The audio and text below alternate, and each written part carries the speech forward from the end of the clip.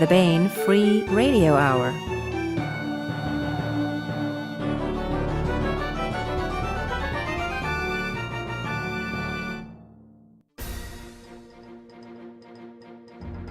On the podcast, from Stettin in the Baltic to Trieste in the Adriatic, an iron curtain has descended across the continent.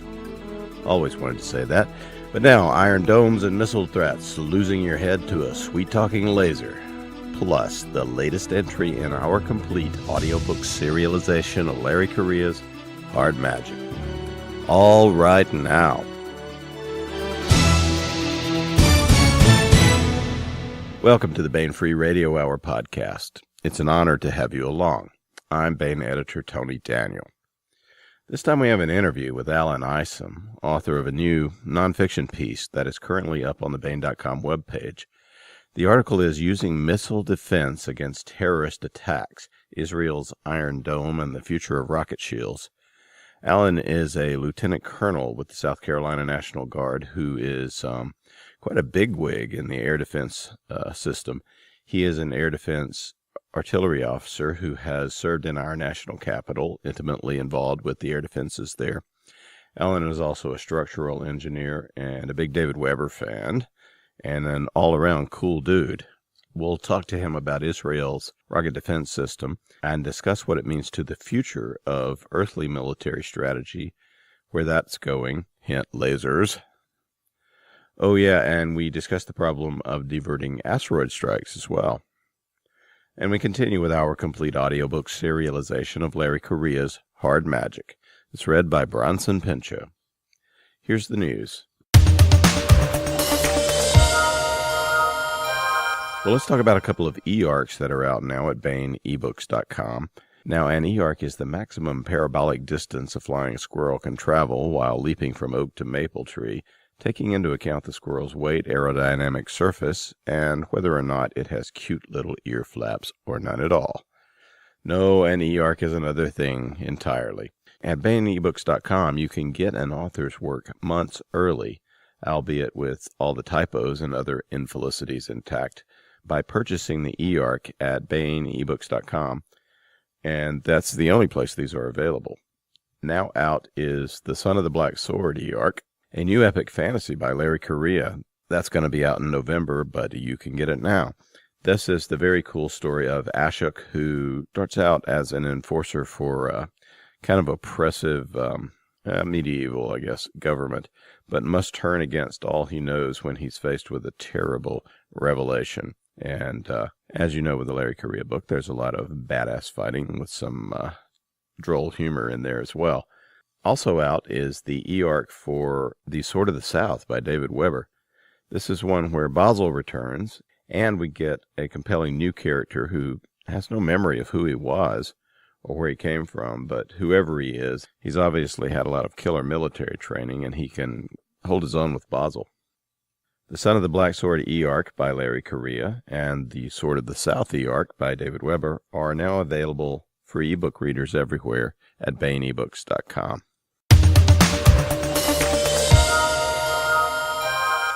I want to welcome Alan Isom to the podcast. Hello, Alan. Hi, Tony. Thanks for inviting me to participate today. Sure. Lieutenant Colonel Alan Isom is a citizen soldier with one career as a structural engineer with Fluor Corporation. Is that how you say that, Alan? Yes, Fluor.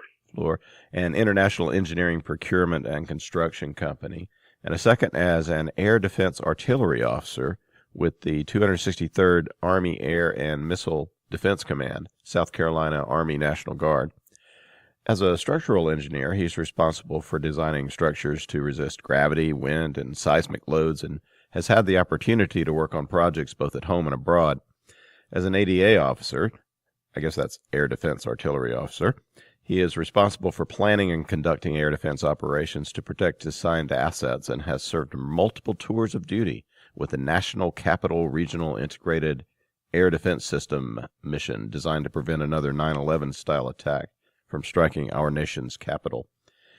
Alan is the author of a fascinating nonfiction article now available at Baen.com website. It's called Using Missile Defense Against Terrorist Attacks, Israel's Iron Dome and the Future of Rocket Shields. So that's a mouthful, but it's a very cool piece. So Alan, tell us, Iron Dome, what is it and why should it matter to someone who isn't in the line of, say, Palestinian rocket fire? Well, for somebody who's not in that line of fire, they probably have never heard of it and don't have a whole lot of interest in it.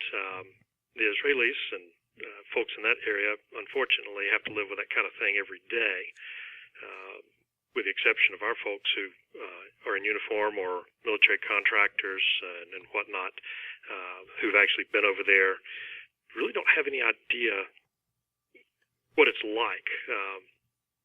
We can try to imagine it, but that's no substitute for that personal experience. But, just look at your news and you can see how hotspots seem to flare up everywhere, even in places that seem to have been fairly stable for a while. You've got things going on in Georgia, that being the country, not the state, and with the Russians going on, and things just seem to spread around the world. Seems like about 60% of the whole continent of Africa seems to go up in fire and flames every once in a while, and let's face it, rockets and artillery and mortar, which is the threat set that Iron Dome is designed to counter, that is a huge part of what goes around. Rockets have gotten relatively inexpensive and accessible, right, to a wide variety of bad guys, bad actors. Oh, yes, most definitely. I mean, if you can find some of the material that's on things that Hamas and Hezbollah have used, you'll find that a lot of them are homemade. They don't do a whole lot of damage, but it doesn't take a whole lot to kill somebody. Those type things, as they proliferate, and as we have more and more folks that become radicalized with the online sales pitch that for some reason, and I don't understand it, but it does seem to be quite successful with certain elements. Homegrown terrorism will spread, and if it's that easy to make some of that stuff in your garage, I'm afraid we'll start seeing some of it bounce around. The problem with air defense is that, generally speaking, you have an area or an asset or something that you're assigned to protect. You just don't have enough of it to go everywhere. So if somebody decides to build something in his garage and set it off, well, if it's not near a protected asset, it's just going to go down wherever it goes down, which is something of a chilling thought. Yeah. So how does Israel do it? Can you give us an overview of the system? Generally speaking, Iron Dome as an individual, firing unit consists of a radar and a battle management center and 3 or 4 launchers that can be spread out, and each launcher has a battery of 20 missiles, Tamir missiles. And so they can take several of these firing units and create a much larger protected zone, and they are designed to go after the shorter range rockets, the mortars, and the artillery. What rockets, artillery, and mortars sometimes are referred to in military circles as RAM. But for that particular threat set, once an incoming round is detected, usually by radar, then they track it with that radar, determine where it's going to go, and if it's going to land inside a protected zone or hit a defended asset, they will launch a Tamir missile to intercept, and then it will be radar guided up to a point. And once it is close enough, it will detonate. The missile will detonate, throwing out kind of a shotgun-type blast with small ball bearings or whatever it's packed with. So the Tamir missile can change directions as it's flying if the radar image changes. Yes. A rocket, basically a fire and forget unguided missile or unguided weapon. You fire it in the right direction and it kind of goes on its arc as its fuel burns up, and then it coasts onto the ground. It's unguided. A missile is a guided element, and so when it's fired, it can be changed first direction, whatever the guidance package is that's on it. And we've got different types of missiles around the world in for different uses. You've got anti-tank missiles, you've got anti-aircraft missiles. Iron Dome is anti-rockets, artillery, and mortar missiles. It can double up as an anti-aircraft missile and shoot down an airplane, but its primary threat set is the rockets and type things that come in short duration, very tight timeline to engage. So the integrated system is the radar, the missiles, and the transport, or is there something else? The Battle Management Center. What is that? So yes, they are integrated, but when you start talking about an integrated air defense system, that's usually a larger team. So while Iron Dome as a set of launchers, a Battle Management Center, and radar is its own little squad, if you will, out there, to make a full-fledged team, they will tie in the Battle Management Center and the radars of other systems like Arrow 2, Arrow 3, Patriot, things like that, where they'll exchange data so that somebody that might be firing a rocket from one side of a hill that Iron Dome can't see until it gets over the top of the hill, somebody else might be able to see it as soon as it's launched and give them an extra 30 seconds, minute, maybe a little more to complete their task of tracking and engagement. Sometimes 2 or 3 seconds is all the difference in the world between that rocket finding its target or not. Yeah. What is the real time action here from when the rocket is fired into Israel? Well, that's something that the Israelis hold pretty close to the vest. The stuff that I have been reading and from what I've been able to learn, 3 to 5 minutes. Anything shorter than 2 or 3 minutes, and there's just no time to react. And that would be your really short-range mortars, which there's not a whole lot you can do about those. But then again, they are so short-ranged that they're not going to go very far. But once you've got stuff that can go, 20 or 30 miles, you've got enough time for Iron Dome to be able to do its business. Do you have any idea how fast these the homemade rockets go? Is it faster than? Most of it is going to be subsonic. Yeah. So the missiles designed to kill them are a lot faster than they are then, and they cost a lot more. Oh yes. The Tamir missiles are running. The range of cost that I saw ranged from around $30,000 up to a little over $150,000 is what I had put in my article as sort of a round estimate through the middle of the range. But far more than the rockets that they are countering.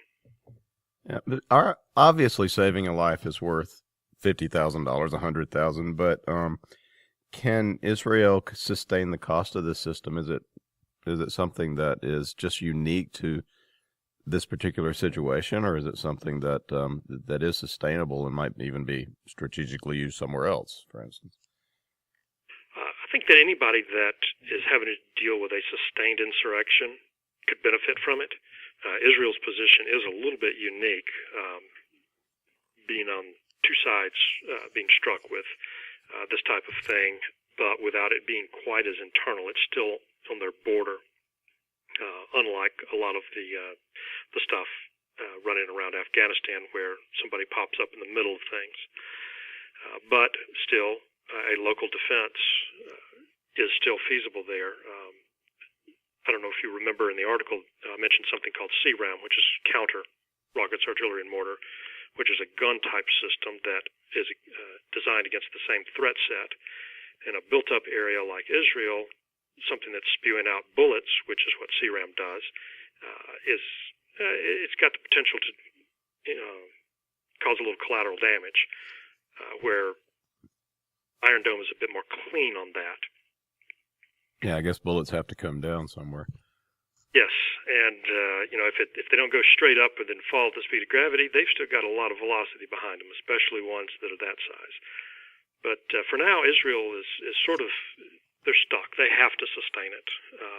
But they do pick their defended areas for the higher volume living areas. If they've got a lot of people, they're putting assets in place to defend it. If it's more open farmland or something like that, well, they might lose a few plants to a stray rocket, but they're not going to worry about that. They're having to pick and choose what they can defend because, as you noted, assets are limited. But as far as the cost goes, they have been getting some help with covering that from outside sources, United States being one of them. But one of the things you've got to remember is that $50,000 isn't just saving a life or even some of the property inside those defended areas, which are huge. Those you can't, as you noted, put a value on the life saved. But Israel has traditionally suffered at the hands of Western media. Anything they do, the Palestinians or Hamas and Hezbollah supporters on whichever side, they scream and cry about being the victims, and the Western press eats it up and paints the Israelis as being heavy-handed thugs. Are they overreacting sometimes? Probably. But, when you're being constantly attacked, how do you put a point on that? So the fact that they've got the ability to knock some of this stuff out of the way, give themselves breathing room to think, and even to sit sheltered, gives them a lot of leeway also on the political side as far as getting effectively international approval rather than condemnation. Yeah, so I guess the best defense is a strong defense in that that situation. It does seem that way. For the propaganda value. Yeah, and part of the problem is also that it's very hard to counter the shooter himself. We all know about from press about suicide bombers and whatnot, but the vast majority of these folks just prefer to try to fire a rocket to kill somebody and run away. Murder, run away, to murder again another day. So, if they had a large group of them, they might be able to detect them before they fire, or if they've got a lot of firing coming from a local area, they could drop an artillery round or hit them with an aircraft, strafing runner bomb or something like that. But for onesies and twosies here and there, it's a lot harder to get the shooter and remove him from action. So well, let me ask you this. All right. So this may show my age. The last I remember all the talk about defense, missile defense and such is an American peanut gallery of experts on the left telling us there's no way missile intercepts can work because they can only be partially successful. Is Iron Dome a test case of missile and rocket defense on a larger scale? Does it scale up? Well, going back to the first part with your peanut gallery, I think that there were two reasons for them to say that. And the first was that technologically we were at a point when it first started that although the math was there, we didn't have the technical capability to put it into action very easily. And the other, of course, was that people who didn't want to see it happen, there's the political side of things. But talk to anybody that uses a computer, and they will tell you how fast technology is changing. And we have seen it with a lot of things as miniaturization has come down. Anybody, when the cell phones first started, the huge brick, and now we've got things that we have to actually scale them up bigger than what we need just so they are convenient for the human hand. Technologically, we can do a lot today that we couldn't do 20 years ago when a lot of this started. But can it scale up from dealing with rockets and artillery and mortars to dealing with ballistic missiles, be they short-ranged or intercontinental? That's a big question. I think the short answer is yes. The math fairly well stays the same, but your timelines and some of your constraints change. Speed of the incoming round being a huge piece of it. You've got whatever your counter missile is, be it an Iron Dome Tamir missile or Arrow or whatever, Patriot. it's got only so much fuel, so it's got only so much range. And if you're firing at something like an incoming ballistic missile, it has been fired from, generally speaking, a much further distance away than you have the legs to reach with your counter missile. So you're going to be hitting it, at best case, mid-course probably. Terminal phase, it's coming back down. It has got a lot of speed. So unless you've got layered defenses, you're probably going to only get one shot at it. So you've got to have accuracy for it. Your timelines are just so tight. It could range from a minute or so window for kill, or it could range down to only a handful of seconds. I don't know if that answers your question exactly. Well, so do we have anything remotely like Iron Dome in the U.S. that you can talk about? Well, I mentioned CRAM a few minutes ago, and it's designed to counter the same threat set, the short-range stuff that Iron Dome is. And we've only used it overseas, to the best of my knowledge, like the Afghanistan conflict. And then there's a version, that's the land-based version of the phalanx system that the U.S. Navy uses, which, of course, they're going to be firing out over open water. Again, little chance of collateral damage in that type of a case. And it's using a gun system, which is going to be, heavy on the ammunition requirements. But we do have it. And on the far end of the spectrum, we've got what's called ground-based mid-course defense with GMD, which is another air defense system designed against the longer-ranged and intercontinental ballistic missiles. You can Google CRAM or you can Google BMD, and you can read a little bit about either one of them. The GMD stuff is pretty doggone expensive, as you can imagine, because it's going after things that are very long range. So it's having to get out a fair ways itself. And it's a mid-course defense, so it's trying to hit stuff basically as it's coming back in from space. Those things at that range, the ballistic missiles will actually exit the atmosphere and then come back. And so the intent is to try to hit it, destroy it before it comes back into the atmosphere, and then everything burns up on reentry. Who can threaten us at the moment with stuff like that? Who's got the capability or desire, I guess. Well, who's got the capability? I mean, I suppose Western Europe is not going to fire on us yet. So. No, I think that some of them have got, the technical capability. I mean, the Brits are basically the same place we are technologically, but our traditional concerns, of course, before the fall of the Iron Curtain, Soviet Union had a lot of things that could threaten us, ICBM-wise, and I'm sure that most of those still exist if they haven't let them deteriorate yet. China has got the ability. North Korea is striving very hard to get it. They just recently had a submarine-launched ballistic missile test. I think it was the consensus at this point is that it was an ejection system test, meaning how to get the missile out of the boat without sinking the boat.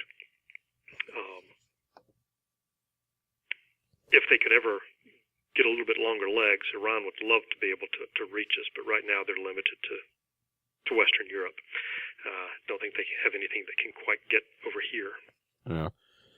So we have these long range threats from larger bad actors, but we also have these piddly punk terrorists who can just get a hold on a missile or a rocket.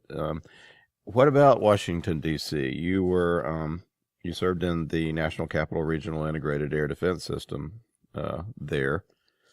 What did you do, by the way? What can you tell us about what you did there? Well, it's the National Capital Region, Integrated Air Defense System. I mean, like we were describing earlier, it's integrated, so it's got more than one piece to the pie. We've got the air defense side, or the aerial side, I guess, which the Air Force handles and always has. The newer piece that's been added since 9/11 is the ground-based piece, which I've been involved with. And without straying into the classified arena, I can pretty much just say that it's a combined system dealing with computer systems, weapon systems, radar systems, communication systems. As a truly integrated team out there. Do we have any anti-missile missiles waiting to protecting Washington?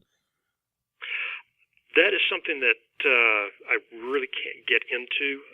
That does fall into the classified side, but I will say that what the U.S. has in inventory for missiles is fairly limited, and is Washington D.C. always going to be the best target? There's a big question. Yes, it's our center of government, but at the same time, most of those things take a fair bit of time to get here, so early warning would kick in. But what about a terrorist sitting out in Maryland shooting in, or? Right, and anything that they could put together that close. So we're hopeful that the FBI and other intel agencies would know about it before they could pull a trigger. But when you're talking about trying to knock down missiles coming at Washington D.C., you're imagining, or I'm imagining anyway, some sort of ballistic missile fired from some location. Yeah, well, what about a rocket launcher from somebody's shoulder? Rocket launcher is definitely a consideration, and but that kind of thing is tough. What you can emplace around a city like D.C. is, there's a lot of political considerations beyond just a straight military thought process. So, yeah. Well, Lincoln was always concerned about the Confederates getting in there and wreaking havoc during the. Oh yes, and you can still see all of the, well, not all, but many of the small fortifications and trenches that they built. It's rather fascinating, actually, if you have a chance to get there and walk around them. They did a lot of digging. That was the beginning of trench warfare, I guess.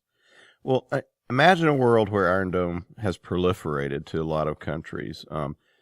What do you think will be the military implications of that? What kind of world are we going to see in the future, next 20 to 50 years, perhaps? Militarily, what are we seeing a huge swing from offense to defense? Are we going to change our military strategy as a result? The U.S.? Well, the implications are potentially very huge.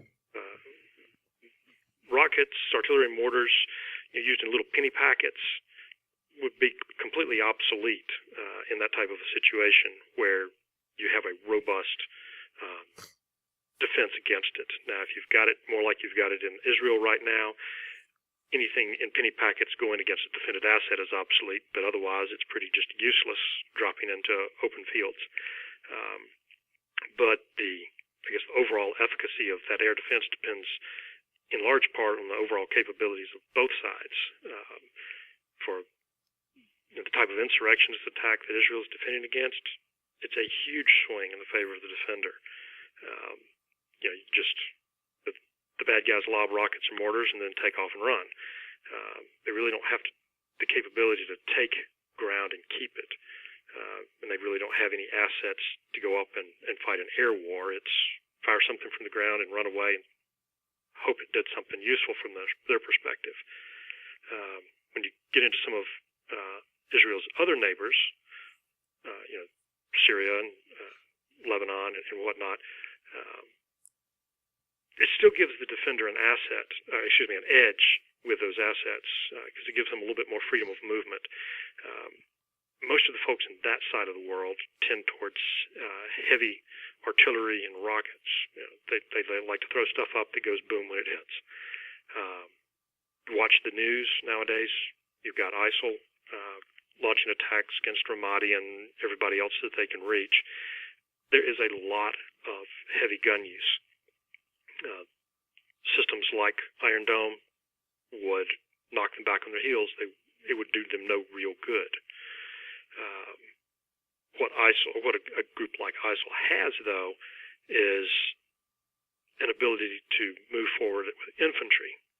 Now, somebody that's got enough infantry or armor or cavalry or whatever to push in on a ground attack could go in and try to destroy the radar or the Iron Dome launchers themselves to get rid of them. But at that point, they're already in amongst the defenders.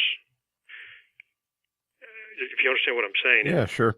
have the people to mount. If you could get there to destroy it, you would you wouldn't have to fear it that much anyway, because you've already won.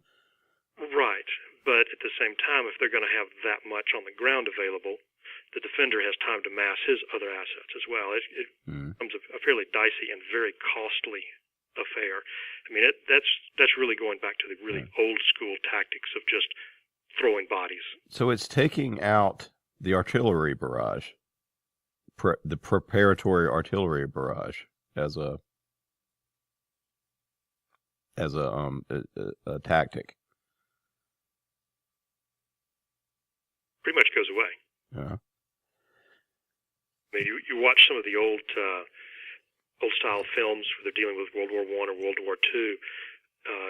See these guys advancing behind the artillery. They'd have a rolling artillery barrage, and it would start at one point and move its way towards the enemy lines and roll over the top of them. And as it ended at the closer ranges, the infantry would move forward under its cover because the guys in the trenches would have to be ducking. You know, it's the same concept has been used still since then, but that type of an attack where you can move your people forward fairly safely while the other guy's ducking, that's gone. Yeah.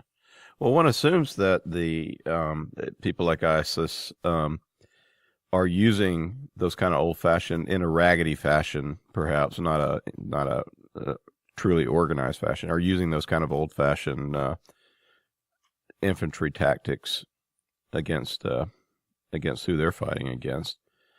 Yes, I was really thinking of applying that more to an organized military, be it somebody around that area. A lot of those groups, and from what I've seen of ISIL, they're a little better, but not much, than the Taliban insurgency and whatnot in Afghanistan, where they fight more bandit-style tactics than they do army-style tactics, if that makes sense. Mm-hmm. So, stand and fight. Is the fact that this is so dependent, this is such a product of Western technology, is that going to limit its proliferation, Iron Dome type technology, missile defenses like this, or is it something that that Iran could develop? Or well, Iran they could certainly develop it.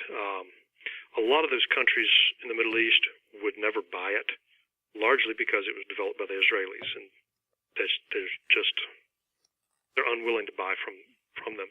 Other countries of the world, they couldn't care about the whole religious thing going on between the Jews and the Arabs, but certainly the Israelis have been first on it, and they have proven that not only is the math possible, but the technology is possible. And knowing that you can do a thing is half the battle. So certainly somebody like Iran, given a little time, could develop something. Well, are they going to? I mean, is it? How much time would it take? The Israelis did it in 3 years. I would imagine the Iranians, without having some of the backing of the U.S., would probably take a little longer. But I don't know that they would really worry about it until they got to the point of receiving fire themselves. Yeah. Well, there's something about getting shot at that makes you rethink your priorities, I guess. So in the article, you don't just deal with the present, but also talk about the future. What will Iron Dome become? Iron Dome itself will probably stay relatively static, but the Israelis are already working on something they call Iron Beam, and the discussion is how much to replace Iron Dome with. I'm thinking that they should leave Iron Dome and share the load between the two systems. Iron Beam is actually a laser system.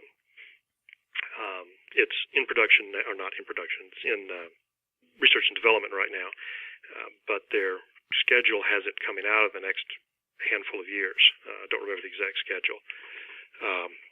But it's designed right now as an initial concept of having radar, much like the conventional missile systems do, and will involve two lasers simultaneously lasering a target. Now, obviously, that's the first run, the goal being to increase their power wattage that's available, and then get it down to a single firing system and just down to a pulse instead of having to keep on target for a few seconds.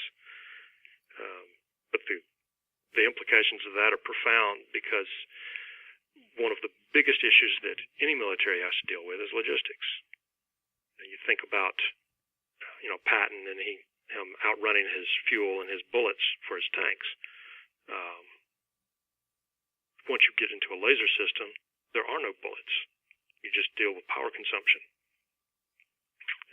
That is just a huge, huge concept. And the speed is the speed of light. Yes. So while you still have to take the concept of detection and tracking the incoming round, you don't have to. If you've got unlimited ammunition, you can shoot at anything that's coming your way. You don't have to limit things to only what's coming down right on top of you. Sharing defended areas with other launchers, okay, if it's going to go into their area, let them have it. But, with unlimited ammo, you don't have to worry about keeping up with, how many missiles do I have on hand? You just pull the trigger again. And because it's speed of light, you know instantly whether it hit, whether or not it destroyed the incoming round. You have more time to fire a second shot if it didn't, more time to process the next engagement for something else. I mean, huge, huge timeline benefits as well. Well, that's the kind of thing that could take out a ballistic missile, right? Given long enough legs with it, yes. I mean, it's certainly got the speed to do so. When you start talking about any type of incoming missile, you've got to deal with, the weather. Can you fire rockets and missiles in bad weather? Maybe. Rockets probably would get blown off target pretty quickly because they're unguided. Missiles might be a little more likely to get in, but bad weather with heavy blowing winds, it makes guidance a little tougher. But bad weather also makes lasers tougher. I mean, dust storms, fog, that type of thing, which causes the light to diffract, reduces its range and how good it is at any range. So that's one of the reasons that I think they ought to keep something like Iron Dome, where it can deal with some of that bad weather. Yeah. One thought that occurred to me, I mean, you guys deal a lot, obviously, with the sci-fi thing, and we were talking about how things might proliferate on the laser side. And with things, once it's proven as a feasible technology, it moving down into tanks, infantry fighting vehicles, and maybe even infantry rifles, we become less dependent upon that ammunition. But if you think about what we're talking about there, we're talking about putting it in tanks, infantry fighting vehicles, and maybe rifles. You take some of the other stuff that's out there right now with ground effect type vehicles, you put those two things together, ground effect vehicles and tanks using heavy laser systems. It's not that far in the future as a possibility, technologically speaking, and it sounds an awful lot like what your author David Drake with his Hammer Slammers has put together. Rather than being a century or three in the future, it may be a decade or three. Don't see why not. I mean, will we? Who knows? Can we? Certainly. Next few decades are going to be very interesting along those lines. But the sorts of lasers that can do this have the Navy has got, our Navy, the U.S. Navy has got, have heated up some ships or cut holes in them, right? We have some very powerful lasers. Yes, I think it was the USS Ponce was the test bed for one of our systems, and just absolutely fascinating. They use it to detonate. They've got it scalable where they can use it to heat something up or punch holes in it, that type of thing, but using it to detonate warheads, fuel systems, or just knock out the engines for boats. I mean, there's some. If you search YouTube, there are some absolutely great videos on it. Learn a little bit and enjoy the Baen. That's just, that's just science fictional. It seems like a game changer for, just strategically as far as warfare goes. Well, if you take it to the end result of where it can go, we talked about logistics just a minute ago. You really give the local forces a lot more freedom of movement, a little less reliance on that logistics tail that's behind them.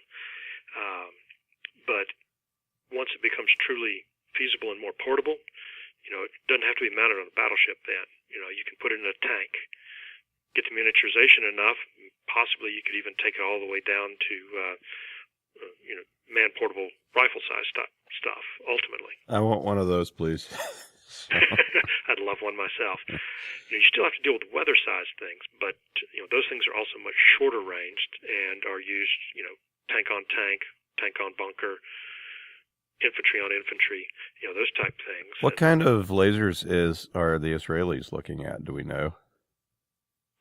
I know that they're working on Iron Beam, which is the first step. Now, what's going to come after that? I don't think that there's anything that's been published or been talked about even off the books that I have heard. But you start talking, once it's a proven concept, then the question is just how far can you spread it? We were talking Iron Beam and air defense. Can you scale it up to go against ballistic missiles? Sure. Well, what about going against ground targets? Tank type system? Sure, why not? It seems like ultimately lasers might be cheaper though, and might proliferate to the bad guys more, or maybe not. I don't know. Yeah, there's certainly a risk of that. Being able to produce a coherent beam of light that's going to hold itself together with enough energy to cause damage to something, that's a pretty technologically impressive feat at this point. Will it become more common? Sure. Will they be able to buy it off the black market or steal it? Sure. But I think the countries that are more technologically advanced are going to be well ahead of the power curve on that. Yeah. Well, give us some wild speculations about other things that might come out of things like Iron Dome, missile defense. Are there asteroids out there? Some have hit the Earth, causing vast devastation.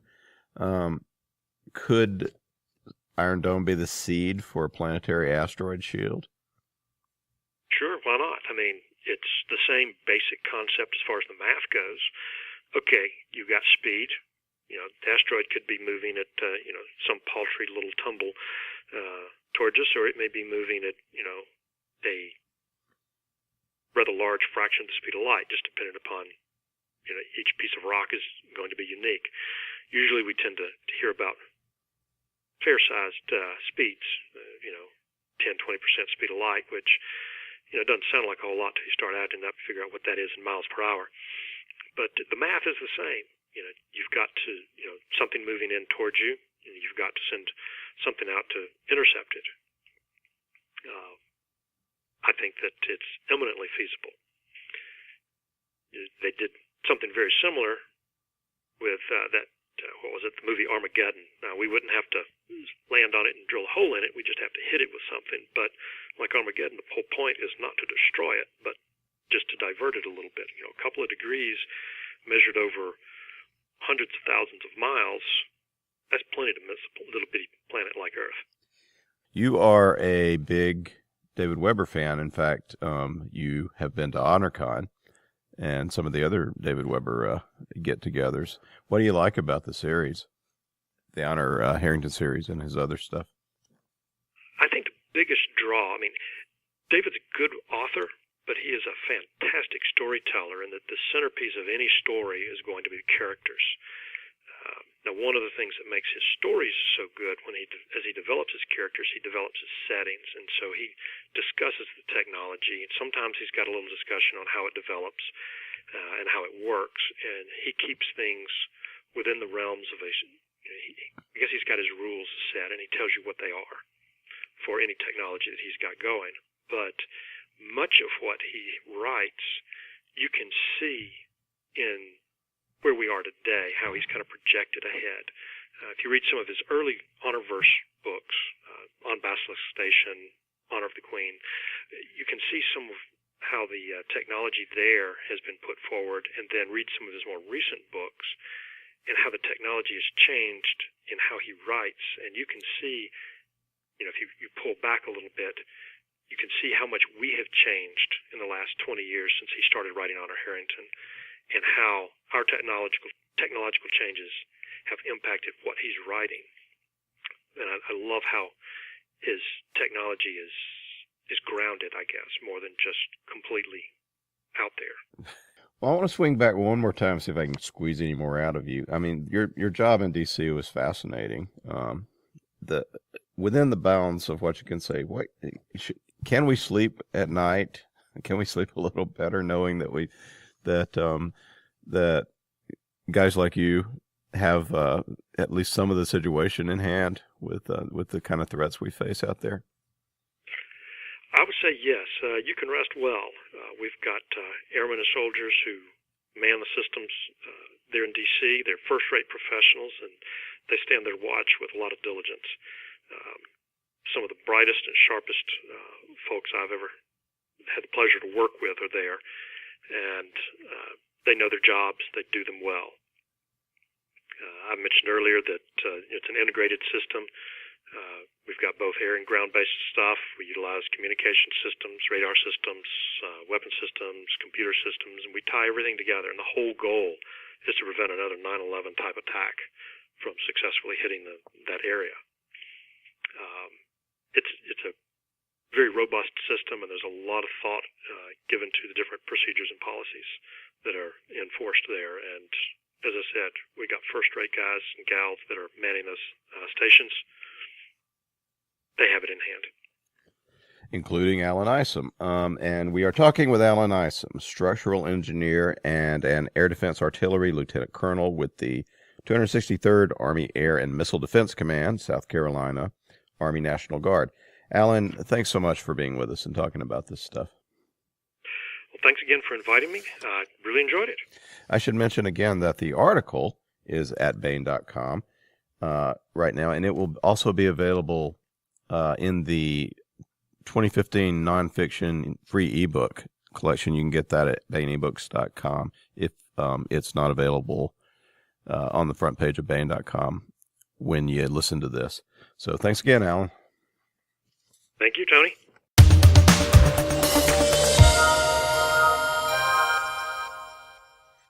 And now here is another entry in the complete audiobook serialization of Larry Correia's Hard Magic, as read by Bronson Pinchot. This portion of Hard Magic is provided by Audible.com. Get the complete audiobook at Audible.com now. If you're not a subscriber, you can get the entire audiobook free or choose from more than 100,000 other titles when you try Audible free for 30 days. Here's the setup for what's coming up. It's the 1930s in America, but it's an America that has been magically changed. In the 1860s, a handful of people from all walks of life were visited with special magical talents. In each generation, more are so affected. These people are called actives. Most actives use their powers for good, but some don't. Jake Sullivan is a private eye. He's also a former soldier, an ex-con, and an active heavy, the type of active that controls the force of gravity.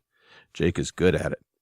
Jake has been recruited by a mysterious secret organization of actives, the Grim Noir, who are dedicated to seeing humanity through a possible magic-based apocalypse, an apocalypse that seems to be accelerating toward a terrible finale. Here is Bronson Pinchot with this portion of the complete audiobook serialization of Larry Correia's Hard Magic. Chapter 27.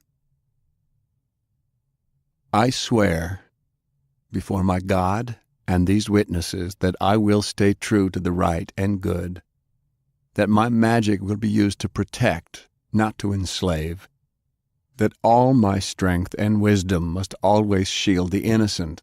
I swear to fight for liberty, though it cost my life. The society will be my blood, and its knights my brothers, and that I will always heed the wisdom of the elders' counsel. I willingly pledge my magic, my knowledge, my resources, and my life to uphold these things. Oath of the Grimoire Society. Original date unknown. San Francisco, California. The pale horse enjoyed his cigarette. It was a mild blend that soothed his nerves. He reasoned that it was more than likely his last. John Browning was watching him steadily, and the .45 had not moved from his heart. "You are a hero? For whom? The Imperium?" "Oh, far from that, John. May I call you John?" He did not wait for a response. "I've been fighting the Imperium my entire life. I've sacrificed much to stop them, and the others like them. I've stood with the Grimoire since I was a child. My family were of the founders.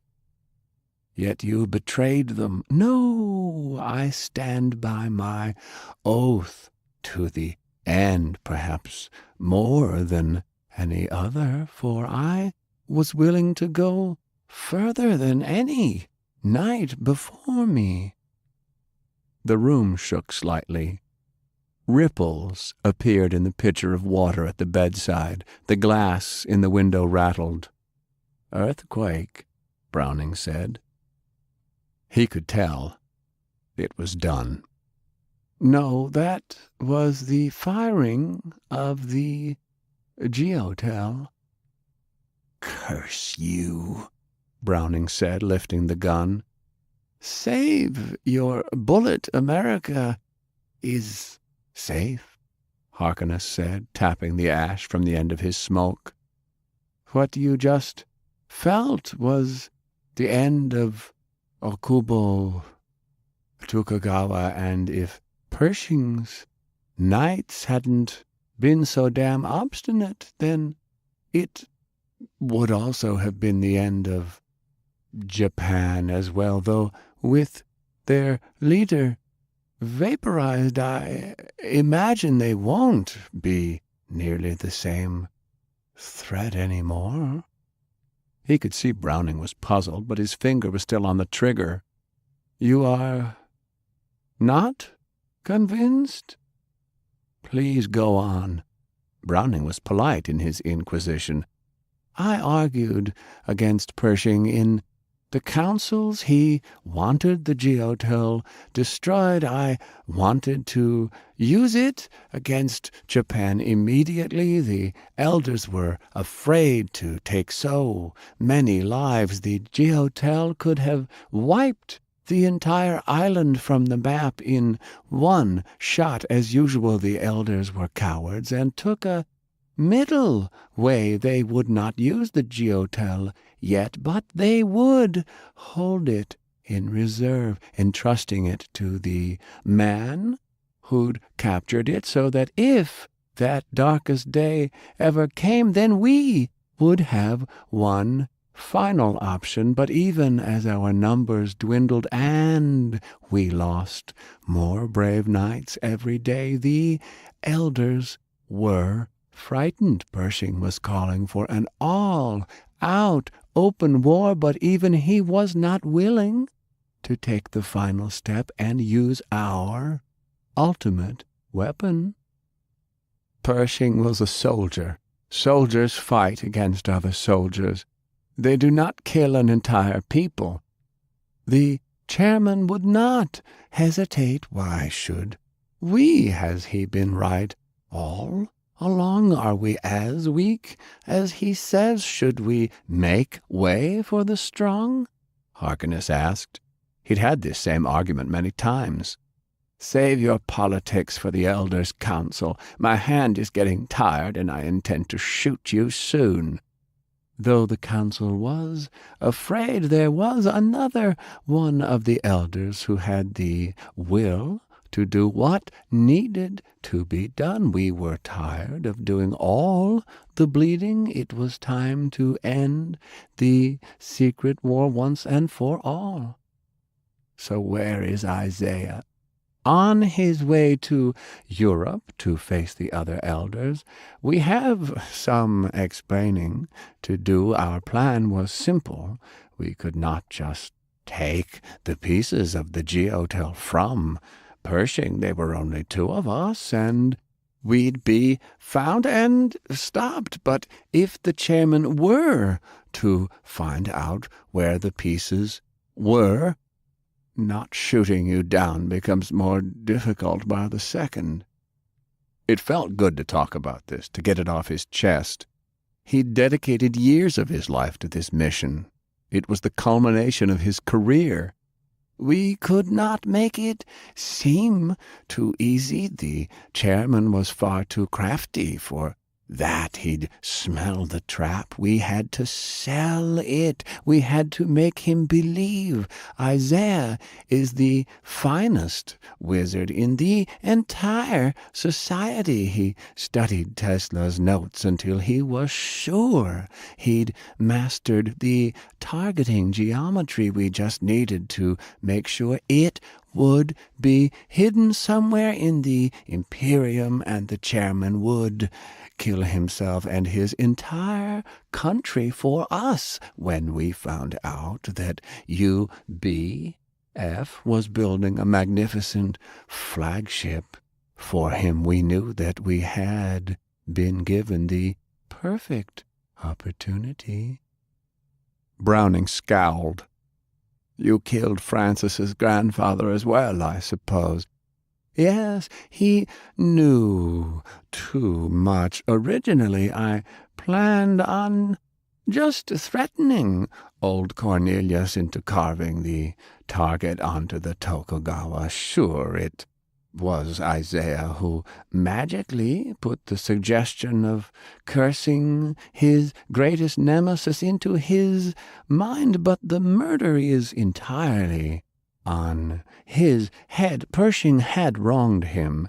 It was your good general who exposed Cornelius's son's corruption and selling of secrets to the Imperium. Cursing your friend did two things for us. It secured the favor necessary to place the target, and it removed the one grimoire who was most likely to thwart our plans. That's how I reasoned it was you. You were one of the few who helped us after the attack. You healed Black Jack, and you were here again when Stuyvesant died of a cursing. Tell me, was the attack on the mansion your fault too? Did you tell the Imperium we were stationed at the Talon home before that? The latest? No, 3 years ago. Yes, he answered truthfully, though harbor no ill will toward my granddaughter. She was innocent. She only tagged along in the aftermath to try and help. Her volunteering to tend to Pershing only complicated things. Browning nodded. I'll not tell her of your plots. I'll tell her you died honorably. Thank you, but I'm afraid that she is gone as well. Just one more sacrifice among many. If fortune was smiling on us when she died, then the Tokugawa was sailing over Tokyo just now. I have no regrets. Stopping the chairman was worth anything. The other grimoire was completely calm. Harkness knew Browning's reputation as a reasonable and level-headed man, and now he too knew the whole truth. Sure, Harkness had done many evil things, but he'd done them for the greater good. He could tell that Browning was pondering deeply on what was just said, and perhaps he too would come to see the inevitable wisdom in what Harkness had done. It did not take long for John Moses Browning to make his decision. Any last words, Oathbreaker? You never wanted to be judged by a man who was named after 2 biblical figures. Harkness stabbed out his cigarette on the arm of the chair. There would be no begging. "I'd do it again." "I know." John Moses Browning pulled the trigger and put a single .45 slug through the pale horse's heart.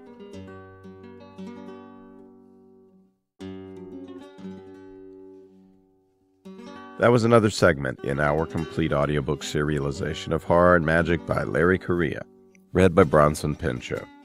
And that's it for the podcast. Thanks to Audible.com and to podcast theme composer Ruth Judkowitz. And a bouquet-like defensive barrage of Tamar dandelion fuzz and a couple of Saturn V's I walked out of the Space and Rocket Center in Huntsville, Alabama with in my pocket for Alan Isom, author of Using Missile Defense Against Terrorist Attacks, Israel's Iron Dome, and the Future of Rocket Shields, available at Baen.com. Please join us next time, here at the hammering heart of science fiction and fantasy, and keep reaching for the stars.